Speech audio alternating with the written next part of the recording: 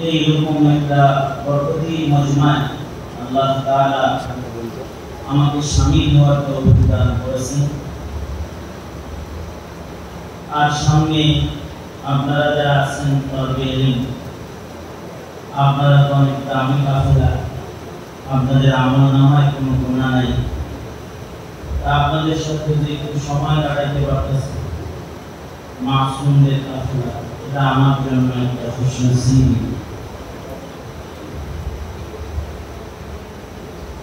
আপনাদের মুহতারাম সাহেব হুজুর আমার অত্যন্ত মুহাব্বতের স্নেহে, আজকের মুহাব্বত অনেক পুরানো।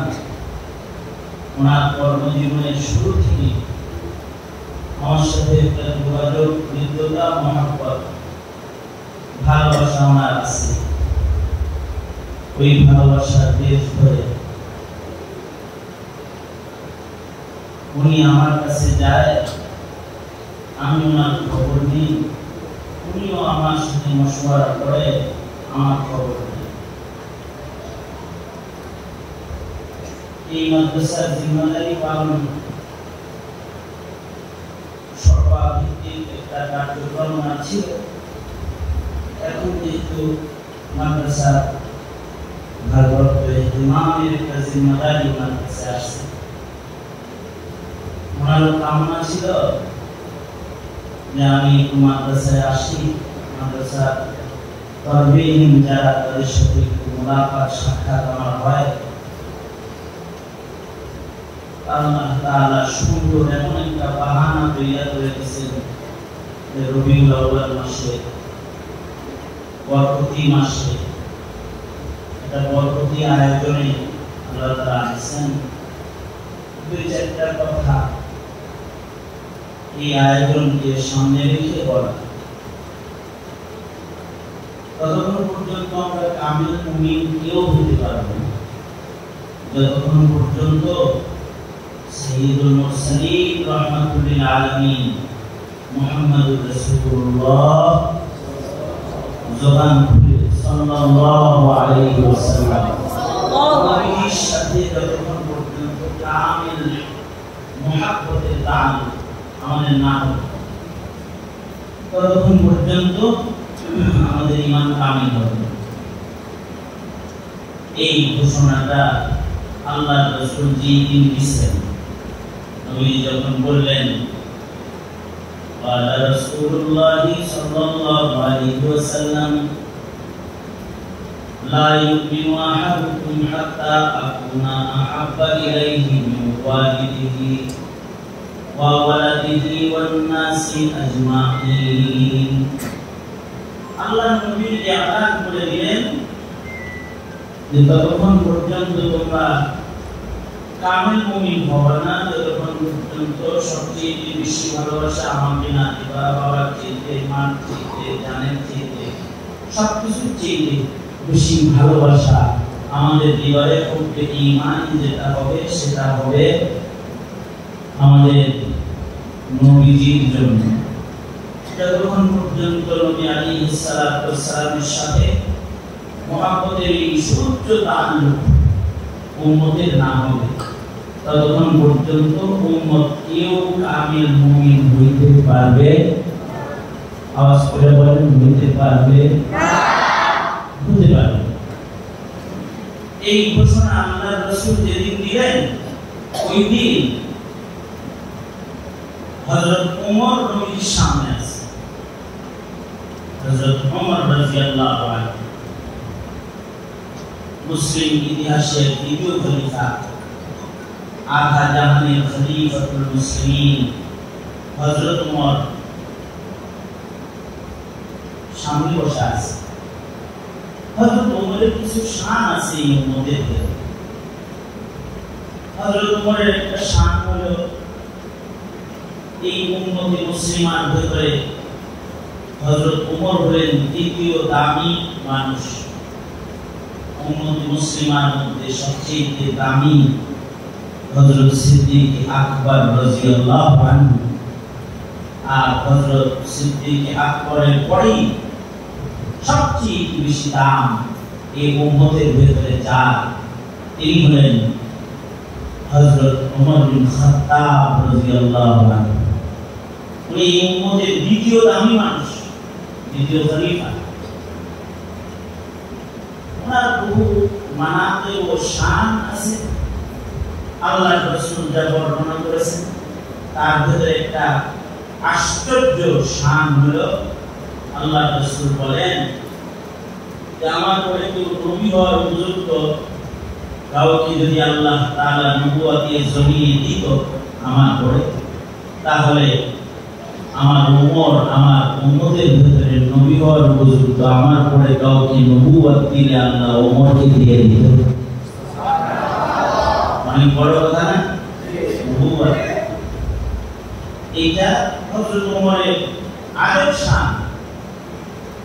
আল্লাহর রাসূল বলেন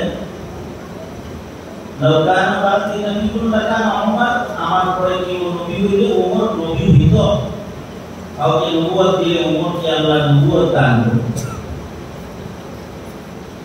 হযরত ওমর সম্পর্কে নবীজি বলেছেন ফারুক বাইনাল হক ওয়াল বাতিল, ওমর হলো হক আর বাতিলের মাঝে বিচ্ছেদকারী। হযরত ওমর সম্পর্কে আল্লাহর রাসূল বলেছেন ওমর মেজাজে ওহী, ওমরের মেজাজ আর কোরআনের মেজাজ এক। ওমর যা বলে কোরআনে কারীমের আয়াত আল্লাহ তাআলা ওইরকম জমিনে পাঠিয়েছে বহু জায়গায়, 21 জায়গারও বেশি জায়গায় হযরত ওমরের মেজাজ মতো কোরআনের আয়াত নাযিল।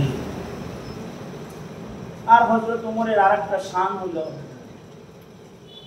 হযরত ওমরকে বলা হয়, আল্লাহর রাসূল বলেছেন এই তোমরা এইদিকে তাকাও, এই জায়গায় ওয়াজ হওয়ার জন্য মাইক দরকার নেই, এমনিই শোনা দিতেছে। হযরত ওমরের আরেকটা শান হলো, আল্লাহর রাসূল বলেন হযরত ওমরকে আল্লাহর নবী বলেন ওমর হলো আমার মুহাদ্দাস। মুহাদ্দাস মুহাদ্দিস বলা হয় যিনি হাদিস পড়ায় তাকে মুহাদ্দিস বলে, আর মুহাদ্দাস বলা হয় যার কাছে আল্লাহ তাআলা আল্লাহর কথা পাঠায়, ইলকা করে। সুবহানাল্লাহ। আল্লাহ তাআলা আল্লাহর কথা ইলকা করে, তাকে বলা হয় কি? মুহাদ্দাস। এই রকম শান হযরত ওমরের হৃদয়ে আল্লাহ আল্লাহর কথা ঢালেন। আল্লাহর রাসূল বলেন সব নবীর একজন মুহাদ্দাস আছে, আমারও একজন মুহাদ্দাস আছে। আল্লাহর রাসূল বলেন আমার মুহাদ্দাস হলো ওমর, ওমর আমার মুহাদ্দাস। এত শান এই ওমরের। ওনার শানের দিকে তাকায়া, ওনার শান তাকায়া হযরত উম্মুল মুমিনিন আয়েশা সিদ্দিকা রাদিয়াল্লাহু আনহা হযরত ওমরের শান তাকায়া নিজের কবরের জায়গাটা হযরত ওমরকে দিয়ে দিয়েছে। অর্থাৎ নবীজির হুজরায়ে আয়েশায় 4টা কবরের জায়গা, মোট কয়টা? 4টা। একটা কবরের জায়গা নবীজি খালি রাখার ওসিয়ত করেছেন। এই জায়গাটায় খালি জায়গা, এখানে ঈসা আলাইহিস সালাতু ওয়াস সালাম দুনিয়াতে যখন আবার আসবেন, মদিনাতুল মুনাওয়ারাতে তিনি ইন্তেকাল করবেন এবং হযরত ঈসা আলাইহিস সালাতু ওয়াস সালামের কবরের জায়গাও নবীজি দেখায় দিয়েছেন। এই জায়গায় নজরুল ঈসা হওয়ার পরে মদিনায় আসলে এখানে পয়গম্বর ঈসা আলাইহিস সালামের কবর এখনো এরকম খালি আছে। নবীজি কবরের পাশে আরো 2টা কবরের জায়গা খালি ছিল যখন নবীজিকে দাফন করা হয়েছে। নবীজির পরে হযরত সিদ্দিক আকবর ইন্তেকাল করলে হযরত আয়েশা সিদ্দিকা তামান্না যে নবীজির পাশে যেহেতু কবরের জায়গা আছে, এইখানে নবীজির কবরের পাশে আবু বকর ছাড়া সবচেয়ে মানানসই কবর আর কারোর হয় না। কারণ হযরত আবু বকর হলো এই উম্মতের সবচেয়ে দামি মানুষ। আর হযরত আবু বকরের শান হলো হযরত আবু বকরের সাথে নবীজির সাথে নিসবতে ইত্তেহাদি হাইয়ান ওয়া মাইয়িতান আবু বকর আশবা আনিন নবী সাল্লাল্লাহু আলাইহি ওয়াসাল্লাম। জীবিত এবং মৃত যিনি নবীজির মতন, যার কথা নবীর মতন, যার কাজ নবীজির মতন, যার মৃত্যু নবীজির মতন, মরণ হয়েছে নবীজির মতন। হযরত আয়েশা সিদ্দিকা বলেন, মৃত্যুর আগে নবীজির দেহে বিষের যন্ত্রণা এসেছে। আমার বাবা মরণকালেও নবীজির রঙে রঙিন, যে মৃত্যুর সময় বাবার গায়েও সাপের বিষের যন্ত্রণা উঠেছে। এতটা মিল নবীজির সাথে। সিদ্দিক আকবরের নিসবতে ইত্তেহাদি হুবহু আল্লাহর রাসূলের ফটোকপি ছিলেন হযরত সিদ্দিক আকবর রাদিয়াল্লাহু আনহু। শুধুই মাত্র একটা সিলের ব্যবধান, ওখানে নবুয়তের সিল, এখানে সিদ্দিকের সিল। তাছাড়া রঙের কোনো গরমিল নেই। নবীজি যেমন, আবু বকর হুবহু তেমন। হুবহু যিনি নবীর মতন, তাকেই তো মানায়। নবীজি কবরের পাশে ইন্তেকাল হয়ে গেলে হযরত উম্মুল মুমিনিন কবর খনন করে নিজের বাবারও নিজের ঘরে দাফন করতে হযরত সিদ্দিক আকবরকে সাজায় নিয়ে আসতেছিলেন। কিন্তু হযরত আবু বকরের ওসিয়ত ছিল, মা তুমি তো আমাকে তোমার ঘরে শোয়াইবা, কিন্তু তোমার ঘরে শোয়াইলেও নবীজির অনুমতি ছাড়া নবীর পাশে আমাকে দাফন করো। অর্থাৎ আমার লাশ এনে নবীজির রওজার পাশে রেখে আগে ইজাজত চাইবা, ও আল্লাহর নবী আপনার আবু বকরকে আপনার পাশে রাখতে চাই, যদি অনুমতি দেয়। যদি উনি অনুমতি দেয় তাহলে দাফন করবা, অনুমতি না দিলে জান্নাতুল বাকিতে দাফন করবা। কবর খনন করা হলো। নবীজির কবরের পাশে দাঁড়িয়ে জিজ্ঞাসা করতেছে হযরত আলী রাদিয়াল্লাহু আনহু, আল্লাহর নবী আপনার আবু বকরকে নিয়ে আসছি, শোয়া দিন, আপনার পাশে শুইয়ে দিন, নিয়ে আসছি তাকে। নবীর শান হলো নবীরা কবরেও জিন্দা। আহলুস সুন্নাহ ওয়াল জামাআর আকীদা, সকল নবীরা কবরে জিন্দা। নবীগণ কবরে জিন্দা। ইউসাল্লুনা ফি কবরিহি, তারা কবরে নামাজ পড়ে। ওই মিরাজের রাত্রিতে আল্লাহর রাসূল যখন মিরাজে যেতেছেন, হযরত মুসা নবী কবরের উপরে যখন বুরাক গেছে, নিচের দিকে তাকায় দেখে পয়গম্বর মুসা আলাইহিস সালাতু ওয়াস সালাম নিজ কবরে দাঁড়ায় নামাজ পড়তেছে। সুবহানাল্লাহ। মিরাজ থেকে এসে এই বর্ণনা পেশ করেছেন। সাল্লুন, তারা নামাজ আদায়কারী, কবরে নামাজ পড়েন নবীজিরা, নবীগণ। আমাদের নবী আলাইহিস সালাম কবরে জীবিত। মুহূর্তে মুহূর্তে আমরা যে নবীর নাম নিতেছি আর দরুদ পড়তেছি, আমাদের দরুদ, আমাদের সালাতু সালাম, এটা নবী পাকের কবরে যায় ফেরেশতারা হায়াতুন নবীর কবরে পৌঁছায় দিতেছে। সুবহানাল্লাহ। হায়াতুন নবী। এই কারণে নবীরা হাইয়ান মাইয়িতান, নবীরা উম্মতকে উপকার পৌঁছাইতে থাকে। সুবহানাল্লাহ। ওলি বুজুর্গ মরে গেলে তার দ্বারা উপকার নিশ্চিত না, কিন্তু নবীরা ইন্তেকালের পরেও উম্মতকে উপকার করে। জীবিতও যেমন উম্মতের জন্য নবী উপকারী, নবী মৃত হালতেও উম্মতের জন্য উপকারী। আহলুস সুন্নাহ ওয়াল জামাআর আকীদা। নবীজি তো কবরে জিন্দা। হায়াতুন নবী, হায়াতুন নবী কথা বলবেন না। এ কারণে তো রাসূলের রওজায় গিয়ে কখনো কখনো কেউ কেউ সালাম দিলে নবীজি কারোর সালামের জবাব জোরেও দিয়ে দেন, যে রওজার মানুষও সালামের আওয়াজ শুনে পেল, অন্যরাও নবীজির জবাব শুনে পেল। আমাদের কোনো কোনো বুজুর্গ সম্পর্কে আছে, কবর থেকে আল্লাহর রাসূল সাল্লাল্লাহু আলাইহি ওয়াসাল্লাম শুধু সালাম উত্তর দেন নাই, নবীজি তাদের উপরে এত খুশি যে কবর থেকে হাত বের করে দিচ্ছেন মুসাফা করার জন্য। আব্দুল কাদের জিলানী রহমাতুল্লাহ আলাইহি ওই মজলিসে ছিলেন। শেখ আহমদ রেফাইর সাথে নবীজি যখন মুসাফা করলেন, তা হযরত আব্দুল কাদের জিলানী বলেন যে নবীজির হস্ত মুবারকের আলোতে গোটা মসজিদ আলোকিত হয়ে গেল। শেখ রেফাই রহমতুল্লাহ আলাইহি নিজের ভেতরে যেন তাকাব্বুর না আসে, এ কারণে বাবুল সালাম বাবুল বকী দরজার ভিতরে উনি শুয়ে পড়লেন। আর যারা জায়েরিন আসতেছে তাদেরকে বললেন, এই তোমরা আমারে লাঠি দিয়ে বাইর হয়ে যাও, লাঠি দিয়ে বাইর হয়ে যাও, আমার চাইতে কম দামি মানুষ পৃথিবীতে আর হইতে পারে না। তোমরা নবীর রওজায় যারা সালাম দিতে আসছো তারা আমাকে পাড়ায় বের হয়ে যাও। নিজের আমিত্ব অহংকার যেন স্পর্শ না করে নিজেকে, নবীজির সাথে মুসাফা হয়েছে।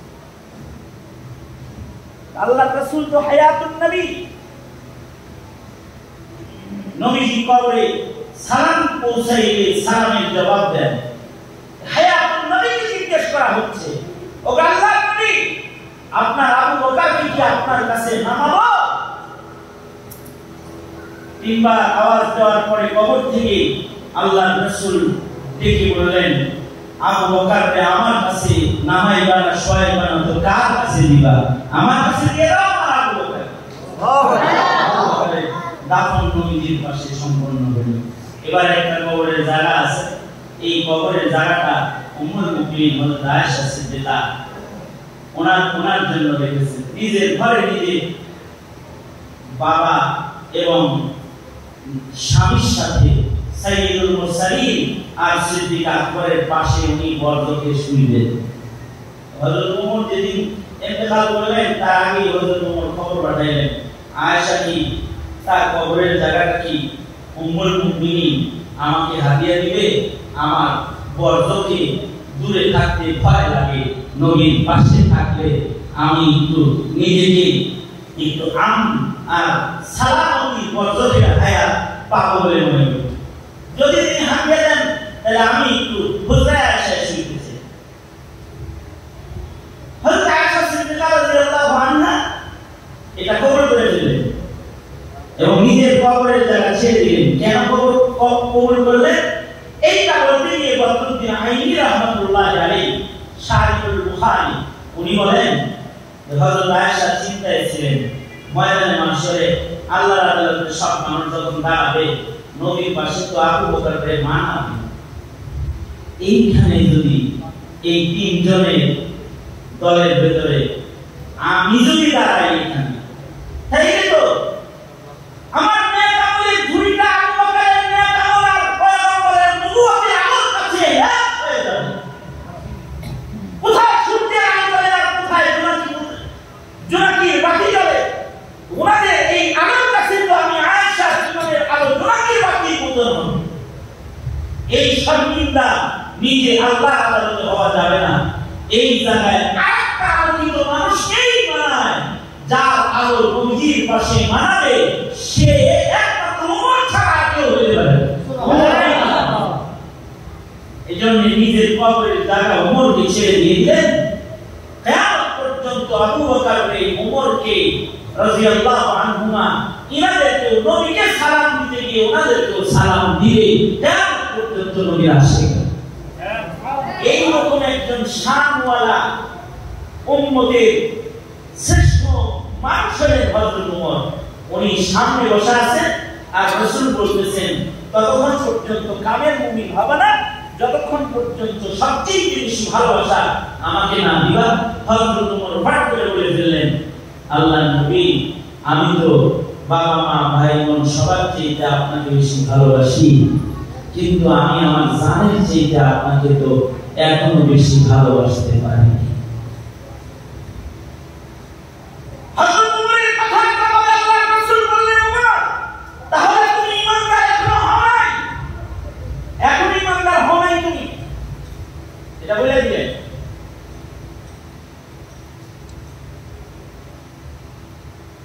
2 মিনিটের ভেতরেই হযরত ওমর চাদর দিয়ে নিজের ঢাকা চাদর খুলে আল্লাহর রাসূলের সামনে ফেলে পড়ে বলতেছেন, আল্লাহর নবী, আমি আমার জানের চাইতে এখন আপনাকে বেশি ভালোবাসি। আল্লাহ রাসূল বললেন, এইবার তুমি কামেল ঈমানদার, এইবার তুমি কামেল ঈমানদার। এখন প্রশ্ন হলো, 2 মিনিট আগে বললেন যে জানের চেয়ে বেশি ভালোবাসি না, কিন্তু 2 মিনিট পরে বলতেছে আমি আমার জানের চেয়ে বেশি ভালোবাসি। ভালোবাসা কি এত সহজ জিনিস যে 2 মিনিট আগে ছিল এত ডাউন আর 2 মিনিট পরে এত উপরে উঠে গেল না? 2 মিনিট আগে এত ডাউন ছিল। ওই যে এখানে এসে মুহাদ্দিসরা বলে উমর তো মুহাদ্দিস, আল্লাহ তাআলা উমরকে দিয়ে একটা নাটক সাজাইতেছে এখানে সারা দুনিয়ার সব মানুষকে এটা বোঝানোর জন্য। এক টাকরা মহব্বত যদি রাসূলের সাথে কম থাকে তাহলে ঈমানদার কামেল হইতে পারবি না। এইটা জাতিকে জানান দেওয়ার জন্য আল্লাহ উমরকে দিয়ে এই অভিনয় করেন। উমর তো আল্লাহর রাসূলকে জানের চেয়ে মহব্বত আগে থেকেই করে। আল্লাহু আকবার তাকবীর। মহব্বত আগে থেকেই নাই করে, তাহলে কি আর নবীজির পাশে শোয়ার উপযুক্ত হয় নাকি? এখানে হযরত উমর নবীজির মৃত্যুর কথাও প্রকাশ করতে পারে না। যখন খবর হয়েছে নবীজি মারা গেছে, হযরত উমর বড়বাড়ি নিয়ে মদিনায় ঘুরছে আর বলছে নবীরা মারে না, নবী মারে না। কেউ যদি বলো নবী মারা গেছে তাহলে কি করবে? গলা কাটবে। জানে না উমর? কিন্তু আবু বকরের ঈমান আলাদা। হযরত আবু বকর সেই খুতবা দিয়ে উমরকে এক কথা দিয়ে থামায় দিয়েছেন, ওমা মুহাম্মাদুন ইল্লা রাসূল قد خلق من قبله رسل। ওমর ফালাফালি করে না, নবীজির আগে অনেক নবী এসেছে, তার কবরে গেছে, আমাদের নবীও চলে গেছে। নবীজিও রাসূল, তিনিও মানুষ, তিনি ইন্তেকাল করেছেন। এতটা মহব্বত যে উমরে, সেই উমর বলবেন যে আমি আপনাকে জানেন যে বেশি মহব্বত করি না। মুহাদ্দিসরা বলে এটা আল্লাহর পক্ষ থেকে করানো একটা অভিনয়, যে অভিনয় দিয়ে গোটা জাতিকে শেখানো হলো জানেন যে বেশি মহব্বত রাসূলকে করেই ঈমানদার হইতে হয়। কিন্তু আল্লামা তাকি উসমানী মুসলিম শরীফের শরাহের ভিতরে উনি লিখেছেন যে আসলে হযরত উমর রাসূলকে বেশি ভালোবাসে। এটা উমর জানে, রাসূলও জানে, জানেন যে বেশি ভালোবাসে। কিন্তু হযরত উমরের ভালোবাসার এই আবেদনটা সাধারণ মানুষ বুঝে না, কিন্তু নবীজি কি বুঝেছেন যে উমর এটা করতে চায় যে আই লাভ ইউ খালি আমি বলবো, আপনিও বলেন, আপনিও বলেন আমাকে যে উমর তুমি যদি মুমিন হতে চাও তাহলে আমাকে ভালোবাসো। আসো, ভালোবাসাটা আশিক মাসুক দুটো জায়গা থেকে হোক। উমরও এটা চাইতেছে আমি নবীজিকে খালি ভালোবাসলাম, নবী ভালোবাসাটা চাইতে পারে না আমার কাছে। অভিনয় করে এবার ভালোবাসাটা মাসুকের মুখ দিয়ে ভালোবাসার আবেদন বের করার জন্য হযরত উমর বললেন আমি এখনো পর্যন্ত জানেন যে বেশি আপনাকে ভালোবাসতে পারি। নবীজি বুঝেই বলে ফেললেন উমর ভালোবাসো বাসো, তাছাড়া কিন্তু ঈমানদার হইতে পারবে না। এবার মাসুক আবেদন করে ফেলেছে, এবার উমর বলে হ্যাঁ আমি এখন আপনাকে ভালোবাসি। আল্লাহু আকবার। জবাবটা উভয় জায়গা থেকে বাড়ি দেওয়ার জন্য আল্লাহ তাআলা নবীকে শিখাইতে জাতির কাছে কি চিত্র পেশ করলেন। আজকে গোটা মুসলিম বিশ্বে নবীর উপরে আক্রমণ, হিন্দুস্তানের নবীর উপরে আক্রমণ, আমার নবীর শান ইজ্জতের উপরে আঘাতকারী, বহির্বিশ্বের কাফের বেদিনেরা আঘাত করে। একটি অনেক বেশি বেদনা হলো সাতবারের ভূমিতে ইমানদারের ভূমিতে জন্মগ্রহণ করে বহু ইমানদাররা রাসূলকে কটূক্তি করে কথা বলার কথা পালন করে। দারুণ বেদনার বিষয়। এগুলো কেন হয়? এটা এই জন্যই হয় ইমানদার হতে যে নবীকে ভালোবাসতে হয়, এতটুকু মাসআলা সিরাতের আলোচনার আয়োজন করে আমরা জাতির কাছে পেশ করতে অক্ষম হয়েছি। সুতরাং আজকের এই আয়োজনটা, এই আলোচনাটা, এই টপিকটাই এমন যে নবীর ভালোবাসাকে ঈমান হিসেবে জাতির কাছে পেশ করবে। সুতরাং মোহতারাম সাহেব যে আয়োজন করেছেন, এই আয়োজনের জন্য ওনার শুকরিয়া আদায় করি, ধন্যবাদ জানাই। আর এই আয়োজনের এই প্রেম ভালোবাসার থেকে আমাদের ঈমানকে তাজা করা কুওয়াত শক্তি আল্লাহ আমাদের দান করুক। এই আবেদনকে দোয়া রেখে আমি আমার আলোচনা এখানেই শেষ করতেছি। মন্ত্রী চলতে থাকবে, আসরের পরে ইনশাআল্লাহ আখেরি দোয়া করে আপনারা করবেন। আমার গন্তব্য সফর অনেক দূর, শুধু হাজিরা দিতে এসেছিলাম। আল্লাহ তাআলা আমাদেরকে নবী পাকের সিরাতের এই সম্মেলন থেকে নবীর ইলম, নবীর শান, নবীর মাকাম এগুলোর আলোচনা থেকে আমাদেরকে আল্লাহ তাআলা উপকৃত করুন। আমিন। ওয়া আখিরু দাওয়ানা আলহামদুলিল্লাহি রাব্বিল আলামিন।